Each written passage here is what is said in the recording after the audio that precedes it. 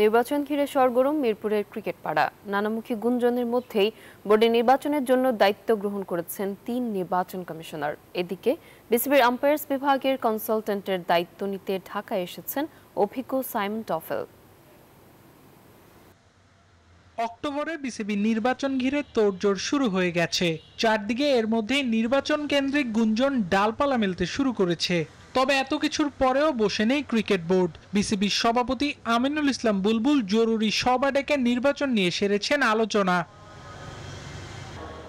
বহুল আলোচিত এই নির্বাচন পরিচালনা করতে দায়িত্ব গ্রহণ করেছেন ৩ নির্বাচন কমিশনার। সভা শেষে এমনটি জানিয়েছেন বিসিবির মিডিয়া কমিটির চেয়ারম্যান ইফতেখার রহমান মিঠু। যুক্তরাষ্ট্রের ১ নম্বর জিম চেইন গোল্ডস জিম এখন আবারও বাংলাদেশে। বসুন্ধরা আবাসিক এলাকা ও বসুন্ধরা সিটি শপিং মলে অক্টোবর মাসে যে ইলেকশনটা হবে সেটা নিয়ে আমরা আলাপ হয়েছে। ১৭ তারিখের মধ্যেই আপনাদের সব ক্ল্যারিটি পেয়ে যাবেন। এছাড়া সংবাদ সম্মেলনে উপস্থিত ছিলেন আইসিসির আম্পায়ার পারফরমেন্স ও ট্রেনিং বিভাগের সাবেক ম্যানেজার সাইমন টফেল।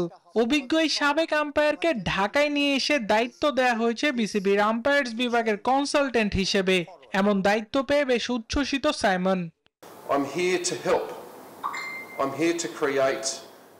আবারও বাংলাদেশে আসতে পেরে আমি বেশ খুশি। এদেশের আম্পায়ারদের নিয়ে আমি কাজ করতে চাই। আমি আশা করব সকলে সেই সহায়তা ও সময় দিবেন। এছাড়া বাংলাদেশের আম্পায়াররা বেশ ভালো করছে, যেটা সত্যিই প্রশংসনীয়।